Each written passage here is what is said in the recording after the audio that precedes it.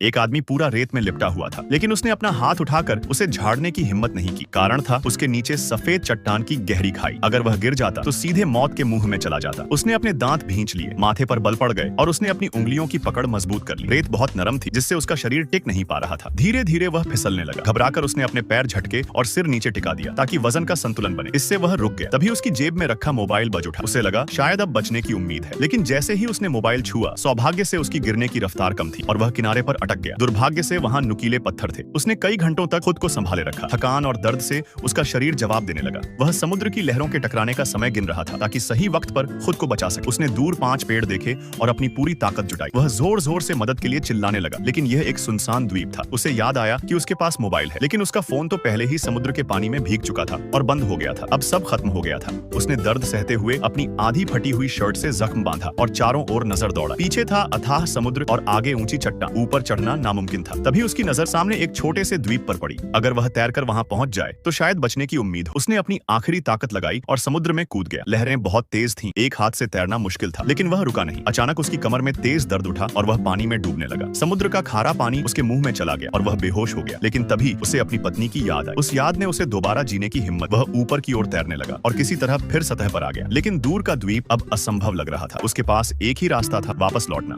उसी समय एक टूटा हुआ लकड़ी का बोर्ड बहकर आया। उसने उम्मीद से उसे पकड़ लिया, लेकिन तभी एक और विशाल लहर ने उसे फिर से गहराई में फेंक दिया। जब वह जागा तब 3 दिन बीत चुके थे। पानी की एक बूंद भी नहीं थी। वह प्यास से मरने वाला था। उसे किनारे पर एक बोतल मिली। वह रेंगता हुआ वहां पहुंचा, लेकिन बोतल एक कांटे में फंसी थी जो उसके हाथ में घुस गया। उसकी टांगें बुरी तरह जख्मी थी। चलने में दर्द होता था, लेकिन रुकने की हिम्मत नहीं थी। उसे एक लकड़ी की छड़ी और एल्यूमिनियम फॉइल मिली। उसने जमीन में एक गड्ढा खोदा और फॉइल बिछाई ताकि बारिश का पानी इकट्ठा कर सके। प्यास से बेहाल होकर उसने अपने मूत्र से ही खुद को जिंदा रखने की कोशिश की, लेकिन शरीर से कुछ बूंदें ही निकल पाई। अचानक बिजली कड़की, बादल छा गए। वह खुश हो गया कि शायद बारिश होगी। वह फॉइल के पास बैठकर इंतजार करने लगा, लेकिन आसमान फिर साफ हो गया। अगले दिन एक समुद्री पक्षी उसके पास उतरा। आदमी ने लकड़ी से उसे मारने की कोशिश की, पर वह उड़ गया। थोड़ी देर बाद आदमी बेहोश हो गया। उसने सपना देखा कि वह अपनी पत्नी के साथ समुद्र में खेल रहा है। जब आंख खुली तो वही पक्षी उसके पास था, जैसे उसके मरने का इंतजार कर रहा हो। फिर उसने अपनी आखिरी हिम्मत जुटाई और सर्फ बोर्ड को अपने शरीर से बांधा। वह लहरों से लड़ते हुए आगे बढ़ने लगा। हर लहर उसे गिरा देती, लेकिन वह अपनी पत्नी की याद में कहता,